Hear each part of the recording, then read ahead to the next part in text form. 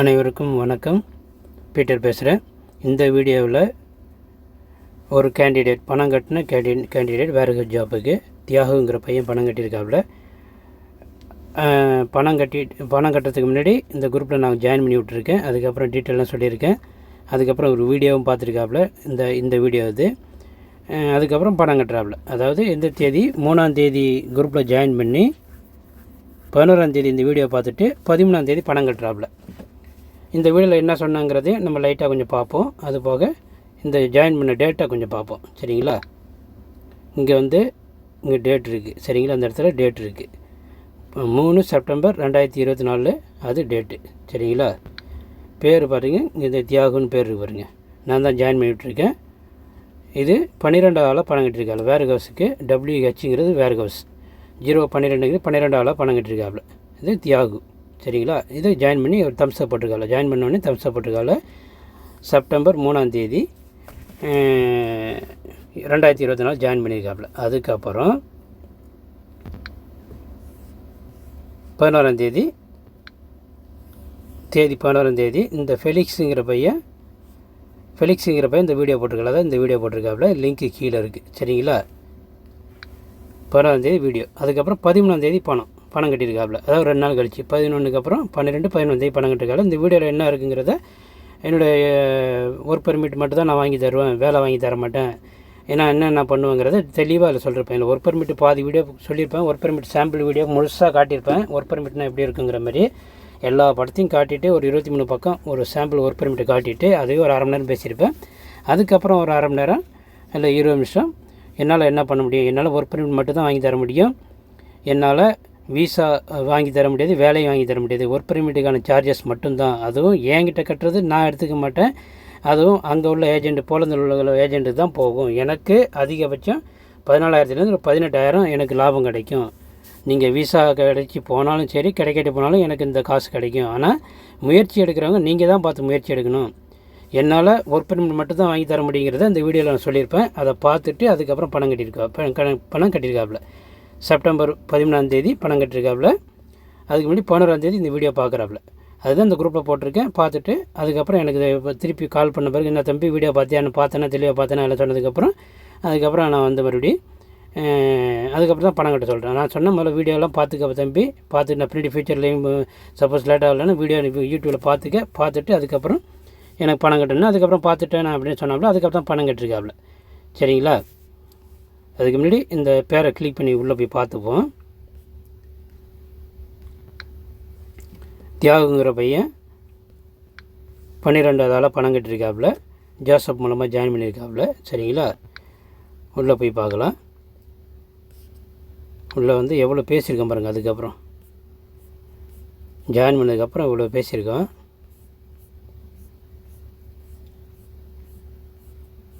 ₹15,000 எவ்வளோ பேசியிருக்கோம் பாருங்கள். 15,000 லாபத்துக்கு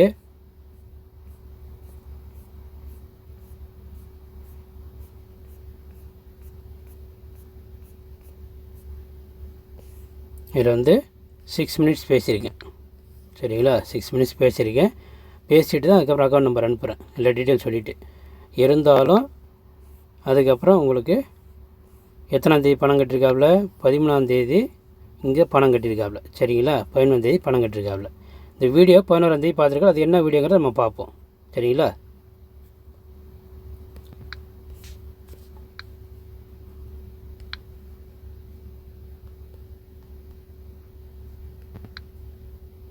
இதில்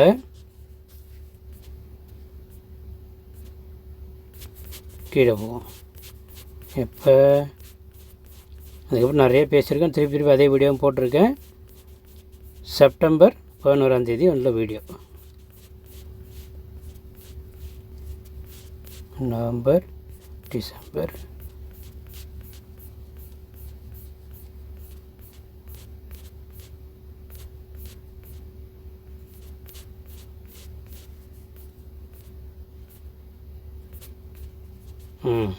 செப்டம்பர் 3ஆம் தேதி.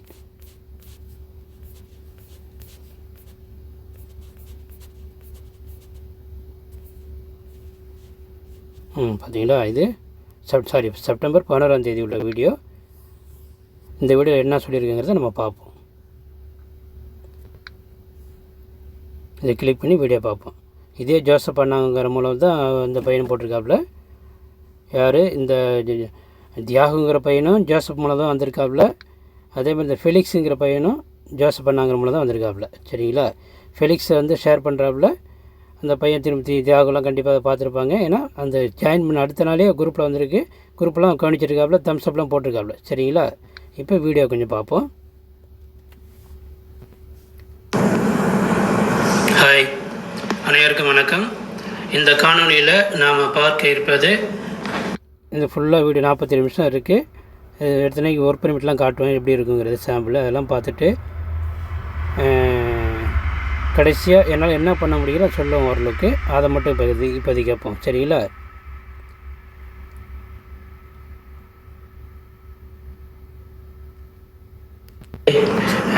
ஒரு நிமிஷம் இருங்க. ரொம்ப நேரம் பேசிட்டேன், எனக்கும் டயர்டாக இருக்குது. பேச வேண்டியது ஏகப்பட்டது இருக்குது. ஓகே,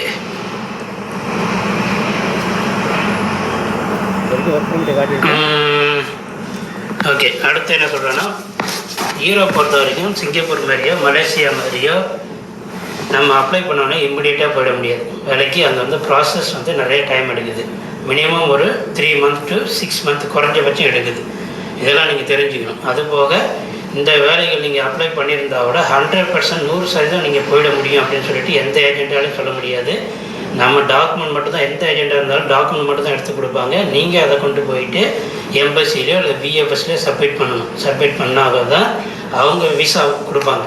விசா கொடுக்கும்போது செக் பண்ணுவாங்க. இந்த கம்பெனியை பார்ப்பாங்க, உங்களை பார்ப்பாங்க, பாஸ்போர்ட் பார்ப்பாங்க. இது எல்லாத்தையும் பார்த்துட்டு பல வகையாக யோசிச்சு எல்லாத்தையும் அதுக்கப்புறம் தான் விசா கொடுக்கலாமா வேணாமான்னு முடிவு பண்ணி அவங்க கொடுப்பாங்க. இதில் வந்து பார்த்திங்கன்னா நிறைய ரிஜெக்ஷன் இருக்குது, நிறைய விசா கிடைக்கிறதும் உண்டு, ஸ்டாம்பிங் ஆகிறதும் உண்டு. பாசிபிலிட்டி பார்த்திங்கன்னா ஒரு 10 பேர் அப்ளை பண்ணால் ஒரு 8 பேர் கிடைக்கிது, 2 பேர் கிடைக்காமையும் போகுது. இதனால் நம்ம பணம் வாங்கிட்டு 100% வேலை வாங்கி தருவோம் அப்படின்னு எங்களால் வாக்குறுதி கொடுக்க முடியாது. எந்த ஏஜென்ட்டாலும் கொடுக்க முடியாது. நிறைய பேர் 3 லட்சம் 4 லட்சம் 5 லட்சம் வாங்குறாங்க வேறு ஒரு ஜாபுக்கு, ஏஜென்ட் விசா வாங்குறாங்க. அதுக்கப்புறம் விசா கிடைக்கலன்னா முழு பணமும் திருப்பி ரிட்டர்ன் கொடுக்க மாட்டாங்க. ஒரு சில பேர் கொஞ்சம் பேர் 1 லட்சம் 2 லட்சம் திருப்பி கொடுப்பாங்க. எப்படி பார்த்தாலும் ஒரு 2 லட்சம் to 3 லட்ச ரூபா உங்களுக்கு லாஸ் ஆகும் வேலை கிடைக்கலன்னா. வேலை கிடைச்சிச்சின்னா கிரேட், நீங்கள் போயிட்டீங்க, மாதம் 1 லட்சம் 1 சம்பாதிச்சிங்கன்னா வீட்டுக்கு 1 லட்சம் அனுப்பிங்க, லைஃப் செட்டில்டு. ஒரு வருஷத்துக்கு 12 லட்சம் அனுப்பிங்க, 2 வருஷத்துக்கு 24 லட்சம் அனுப்பிங்க, வீடு கட்டுவீங்க, கார் வாங்குவீங்க, லைஃப் செட்டில் ஆகிடலாம். அந்த ஆசையில் தான் எல்லோரும் வந்து அப்ளை பண்ணுறாங்க. ஒரு 8 பேர் கிடைக்கிது அப்படிங்கும்போது நம்ம அதில் இருக்க மாட்டோமாங்கிற ஒரு பேராசையில் தான் நம்ம வரோம். பை அன்லக்கிலி நமக்கு கொஞ்சம் ரிஜெக்ட் ஆகக்கூடிய வாய்ப்பு இருக்குது. அப்படி இருக்கிற பட்சத்தில் வந்து எந்த பணமும் யாரும் ரிட்டர்ன் தர மாட்டாங்க. சரிங்களா? அப்படி தான் இருக்குது ஏஜென்ட்டுக்கு. இப்போ நான் எடுக்கிறது பார்த்தோன்னா வெறும் 1.5 லட்சத்துக்குள்ளே உங்களுக்கு ஒர்க் பர்மிட் டாக்குமெண்ட் எல்லாம் எடுத்து கொடுக்குறேன். என்ன மாரி வேறு எந்த ஏஜென்ட்டாக நீங்கள் யூடியூப்பில் பாருங்கள், இல்லை வேறு நீங்கள் நேரில் எத்தனையோ ஏஜென்ட்டை மீட் பண்ணியிருப்பீங்க. என்னுடைய பட்ஜெட் 1.5 லட்சத்தில் யாராவது அவங்க எடுத்து கொடுக்குறாங்க பாருங்கள். குறைஞ்சது 2.5 வாங்குவாங்க, 3, 3.5, 4, 4, 5 வரைக்கும் வாங்குறாங்க. சரிங்களா? அப்படி இருக்கும்போது நான் வெறும் டாக்குமெண்ட் சார்ஜஸ் மட்டும் தான் வாங்குகிறேன். அப்போ ரிஜெக்ட் ஆகிடுச்சுன்னா எந்த பணமும் ரிட்டர்ன் வராது. இது வந்து நான் மட்டுமே வச்சுக்கிறது கிடையாது. அவங்க ஏஜென்ட் ரிஜெக்ட் ஆச்சுன்னா எந்த பணம் ரிட்டர்ன் வராதுன்னு அதையும் சொல்கிறேன், பார்த்துக்குங்க. இந்த வீடியோவில் ஏற்கனவே சொல்லியிருக்கேன். வேறு கோர்ஸுக்கு பார்த்தீங்கன்னா அந்த நாட்டில் உள்ள ஏஜென்ட் தான் அப்ளை பண்ண முடியும். நம்ம நேரடியாக எந்த கம்பெனிக்கு அப்ளை பண்ண முடியாது. மற்ற கம்பெனிக்கு நேரடியாக அப்ளை பண்ணுற மாதிரி வேறு கோர்ஸுக்கு நேரடியாக அப்ளை பண்ண முடியாது. ஏஜென்ட் மூலமாக தான் போய் ஆகணும். அதுவும் அங்கே உள்ள ஏஜென்ட் மூலமாக தான் போய் ஆகணும். இங்கேயே இந்தியாவில் ஏஜென்ட் இருந்தால் கூட அங்கே ஒரு ஏஜென்ட்டோட டைப் வச்சு தான் போக முடியும். அப்படி தான் நானும் டைப் வச்சுருக்கேன். அவங்களுக்கு பணம் அனுப்பி அவங்க டாக்குமெண்ட் ரெடி பண்ணி எனக்கு கொடுக்குறாங்க, நான் அவங்களுக்கு கொடுக்குறேன். அதில் என்னுடைய வெளிப்படையான சார்ஜஸ் 15,000 எனக்கு கிடைக்கிது. அப்ராக்சிமேட்லி 15,000, 14,000 இல்லைனா ஒரு 15,000, ஒரு அதிகபட்சம் ஒரு 18,000 அந்தமாரி தான் கிடைக்கும். சரிங்களா? இது ஏன் கொஞ்சம் முன்ன இருக்குன்னா டாலர் எக்ஸ்சேஞ்சில் அந்த நாட்டுக்கு பணம் அனுப்புறதில்ல. அப்பப்போ எனக்கு எக்ஸ்சேஞ்ச் வந்து பணம் வந்து வித்தியாசப்படுது. அதில் பார்த்தீங்கன்னா இந்த அளவுக்கு கொஞ்சம் மாறுபாடு வருது. அதனால தான் வந்து எனக்கு என்னுடைய லாபமே கொஞ்சம் முன்ன இருக்குது. ஸ்டாண்டர்டாக சொல்ல முடியல. இதில் எந்த பணமும் ரிட்டர்ன் கிடைக்காது. இதெல்லாம் நீங்கள் தெரிஞ்சுக்கிட்டு எந்த பணமும் ரிட்டர்ன் கிடைக்காது. இதெல்லாம் தெரிஞ்சுக்கிட்டு முயற்சி பண்ணுங்கள். அதை சொல்லியிருக்கேன். அணுகுங்க. நான் உங்களுக்கு நல்ல ஒர்க் பர்மிட் எடுத்து கொடுக்குறேன். இதில் நீங்கள் தெரிஞ்சுக்க வேண்டியது என்னென்னா ஃபஸ்ட்டு நீங்கள் வந்து உண்மையிலே இது ஒரு நல்ல ஏஜெண்ட்டானு நீங்கள் கண்டுபிடிக்கணும். ஒரு ஏஜெண்ட் உண்மையிலே அவர் எடுத்து கொடுக்குறாரா, இல்லை அவர் ஒரு பணத்தை வாங்கிட்டு ஃபோனை ஆஃப் பண்ணிவிட்டு ஓடுற எடுத்து கொடுக்குறாருன்னா ஒர்க் பர்மிட்டு வாங்கி கொடுக்குறது தான் விசா. இது ஒர்க் பர்மிட் எடுத்து கொடுக்குறது. அவர் அட்ரஸ் என்ன எங்கே அப்படிங்கிறத நீங்கள் முதல்ல கண்டுபிடிக்கணும். அதுபோக ஏஜெண்ட் ஒரு வார்த்தை சொல்கிறாருன்னா நிறைய பேர் உண்மையை சொல்கிறது இல்லை. பட் ஒரு ஏஜெண்ட்டுக்கு உண்மையை சொல்லணும். ஏஜெண்ட்டால் என்ன பண்ண முடியும் என்ன பண்ண முடியாதுங்கிறத சொல்லணும். நான் வெளிப்படையாக சொல்லிட்டேன், என்னால் டாக்குமெண்ட் மட்டும்தான் எடுத்து தர முடியும். நான் மட்டும் இல்லை, என்னால் டாக்குமெண்ட் மட்டும்தான் எடுத்து தர முடியும். ஏஜெண்டாக இருந்தால் டாக்குமெண்ட் மட்டும்தான் எடுத்து தர முடியும். விசா வாங்கி தரதும் தராததும் யாரோட கையில் இருக்குது? எம்பசி கையில் தான் இருக்குது. அதுக்கு தான் அவங்க ஆஃபீஸருக்கு போட்டிருக்காங்க. அவங்க எடுக்க வேண்டிய முடிவை அவங்க தான் எடுக்க முடியும், நம்ம எடுக்க முடியாது. சரிங்களா? இதுதான் ஒரிஜினல். இதை நீங்கள் வந்து படித்த பசங்க நல்லா படிச்சிருக்கீங்க. இந்த காலத்தில் எல்லாருமே 12th மேலே படிச்சிருக்கீங்க, காலேஜ் படிச்சிருக்கீங்க, இன்ஜினியரிங் படிச்சிருக்கீங்க. நீங்கள் வந்து ஏஜென்ட்டு மேலே குருட்டாம்போக்கில் நம்பிக்கை வைக்கிறீங்க. அப்படிலாம் நம்பிக்கை வைக்காதீங்க. நீங்கள் 100% அனுப்பிச்சிடுங்களாங்க, உங்களை நம்பி தான் இருக்கேன் அப்படிலாம் நீங்கள் நம்பாதீங்க. நல்லா புத்தி இருக்குது, நல்லா மூளை இருக்குது, நல்லா படிச்சிருக்கீங்கன்னா ஆனால் உங்களால் என்ன பண்ண முடியும்? What you can do. என்னுடைய வேலை என்ன, உங்களுடைய வேலை என்ன, உங்கள் என்ன ஒரிஜினாலிட்டி என்னென்ன ப்ராசஸ், அதை தான் நீங்கள் தெரிஞ்சுக்கணும். நீங்கள் ஏஜென்ட்டுங்கிறத நான் எப்படி நம்புறது? நீங்கள் பணத்தை வாங்கிக்கிட்டு அதுக்கான ப்ரூஃப் என்ன, அதை தான் நீங்கள் கேட்கணும். என்ன மாதிரியான டாக்குமெண்ட் எடுத்து கொடுப்பீங்க? நீங்கள் ஏற்கனவே அந்த மாதிரி டாக்குமெண்ட் எடுத்துருக்கீங்களா? ஒரு சாம்பிள் டாக்குமெண்ட் காட்டுங்க, உங்களோட பாஸ்போர்ட் காட்டுங்க, உங்கள் அட்ரஸ் காட்டுங்க. உங்களை எப்படி நம்புறது? ஒரு ஏஜென்ட்னா அவருடைய அட்ரஸ் கூட தெரிஞ்சுக்கிறது இல்லையா? அவருடைய ஃபோட்டோ வாங்கி வச்சுக்கிறது இல்லையா? அவருடைய பாஸ்போர்ட் காப்பி வாங்கி வச்சுருக்கீங்களா? படித்த பசங்க தானே, நல்லா தெம்பாக கேளுங்க, போல்டாக கேளுங்க. ஆனால் பணம் கட்டுறேன், உங்களோட அட்ரஸ் ப்ரூஃப் கொடுங்க, உங்களுடைய அட்ரஸ் ப்ரூஃப் கொடுங்க அப்படின்னு நீங்கள் கேளுங்க. தப்பு கிடையாது. எது ஏஜென்ட்டாக நீங்கள் கேட்டு வாங்குங்க. நான் கொடுக்குறேன் உண்மையிலே உங்களுக்கு என்னுடைய அட்ரஸ் ப்ரூஃபு, என்னுடைய பாஸ்போர்ட் காப்பி, என்னுடைய ஐடி ப்ரூஃபு, என்னுடைய ஆதார் கார்டு ப்ரூஃபு, என்னுடைய ஜாதி சான்றிதழ், இதெல்லாம் உங்களுக்கு காட்டுறேன். என்னுடைய வீட்டோட ஃபோட்டோ, என்னுடைய வீட்டு அட்ரஸ்ஸு, ஒரு வீடியோ கூட எல்லாமே உங்களுக்கு காட்டுறதெல்லாம் வாங்கி வச்சுக்கிங்க. சரிங்களா? இந்த டாக்குமெண்ட் 100% கவர்மெண்ட்டு கொடுக்கக்கூடிய ஒரிஜினல் டாக்குமெண்ட். அதுக்கு நான் உறுதியளிக்கிறேன். இந்த டாக்குமெண்ட் ஒரிஜினல் டாக்குமெண்ட் வாங்கி தரத்துக்கு தான் இந்த சார்ஜஸ். அப்படி இல்லாத பட்சத்தில், டூப்ளிகேட்டாவோ ஃபேக்காவோ போலியாவோ இருக்கும் பட்சத்தில் ஒட்டுமொத்தமாக உங்களிடம் வாங்கிய காசை நான் திருப்பி தந்து விடுகிறேன் அப்படின்னு நான் உறுதிமொழி அளிக்கிறேன். இந்த வீடியோவில் யூடியூப்பில் உங்களுக்கே நான் சொல்கிறேன். சரிங்களா? 1.5 லட்சம் வாங்கி உங்களோட டாக்குமெண்ட்டு நான் ரெடி பண்ணுறேன்.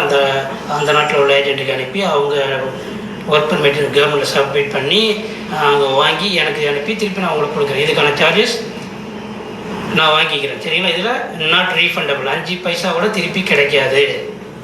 எந்த ரிசல்ட் வந்தாலும் எந்த பைசா உங்களுக்கு கிடைக்காது. ஆனால் வெளிப்படையாக உங்களுக்கு சொல்கிறேன், திரும்பி பார்க்காம தான் போகணும். உங்களுக்கு கிடைக்கலன்னா எதுவுமே கேள்வி கிடையாது. இதை வெளிப்படையாக உங்களுக்கு சொல்கிறேன். அப்புறம் என்னென்ன இவ்வளோ காசு வாங்குறீங்க, ரொம்ப பெரிய தொகையாச்சு. ஆமாம், பெரிய தொகை தான்.